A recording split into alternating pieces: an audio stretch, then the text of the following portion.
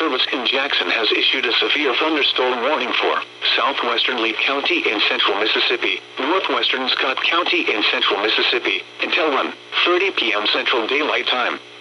At 12:44 p.m. Central Daylight Time, a severe thunderstorm was located near Lena, or 8 miles southwest of Carthage, moving south at 10 miles per hour. Hazard, 60 miles per hour wind gusts and quarter-size hail. Source, radar indicated. Impact, hail damage to vehicles is expected.